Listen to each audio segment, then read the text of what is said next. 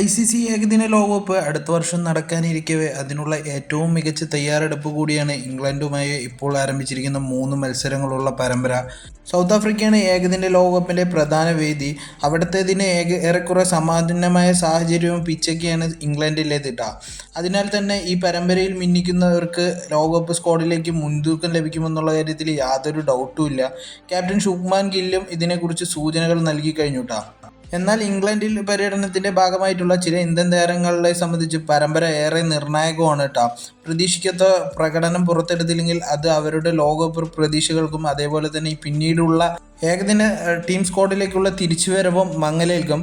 അങ്ങനെയുള്ള 5 പ്ലേയേഴ്സാണ് കേട്ടോ ഇപ്പം നിലവിൽ സ്ക്വാഡിലുള്ളത്. അതിൽ ഒന്നാമൻ വേറെ ആരുമല്ല, മുൻ ക്യാപ്റ്റൻ കൂടിയായിട്ടുള്ള രോഹിത് ശർമ്മ തന്നെയാണ് കേട്ടോ. എന്നാൽ ഈ സംശയങ്ങൾക്കെല്ലാം മറുപടി നൽകാൻ രോഹിതിന് ലഭിച്ചിരിക്കുന്ന ഏറ്റവും മികച്ച അവസരം കൂടിയാണ് കേട്ടോ ഇംഗ്ലണ്ട് പരമായിട്ടുള്ള ഈ ഒരു പരമ്പര. ഒരു സെഞ്ചുറിയോ കുറഞ്ഞത് 2 50യോ പ്ലസ് സ്കോറുകളോ അദ്ദേഹത്തിന് കുറിക്കാമായി എന്നുണ്ടെങ്കിൽ തീർച്ചയായിട്ടും അദ്ദേഹം ലോകകപ്പ് സ്ക്വാഡിൽ ഉറപ്പിക്കുമെന്നുള്ള കാര്യത്തിൽ യാതൊരു സംശയവുമില്ല.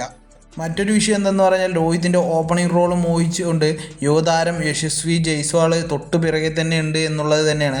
അദ്ദേഹത്തിന് 3 ഏകദിന മത്സരം മാത്രമാണ് ഇപ്പം നിലവിൽ ഇന്ത്യൻ്റെ കളിച്ചിരിക്കുന്നത്. അതിൽ 2 സെഞ്ചുറികൾ നേടിക്കഴിഞ്ഞു കേട്ടോ.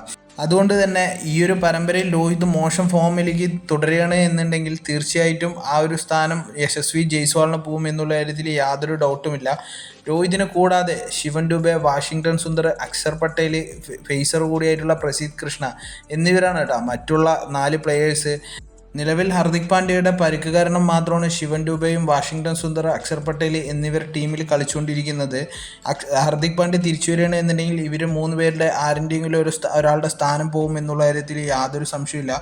അതുമാത്രമല്ല, ഇവർക്ക് ഫോമില്ല എന്നുണ്ടെങ്കിൽ പകരം വരാൻ മറ്റു പ്ലെയേഴ്സ് കൂടി പുറത്തിരിക്കുന്നത് കൊണ്ട് തന്നെ തീർച്ചയായിട്ടും ഇവർ ഈ ഒരു പരമ്പര മുതലാക്കിയേ പറ്റൂ എന്നുള്ളതാണ്.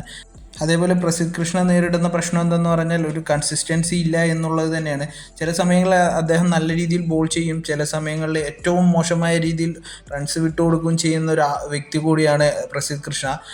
ഇംഗ്ലണ്ടുമായിട്ടുള്ള ആദ്യ ഏകദിനത്തിൽ നല്ല രീതിയിൽ ബോൾ ചെയ്തെങ്കിലും തുടർന്നുള്ള ബാക്കി മത്സരങ്ങൾ കൂടി നല്ല രീതിയിൽ ചെയ്യണേ എന്നുണ്ടെങ്കിൽ മാത്രമാണ് അദ്ദേഹം ലോകകപ്പ് സ്ക്വാഡിൽ ഉണ്ടാവുള്ളൂ എന്നുള്ളതാണ് കേട്ടോ.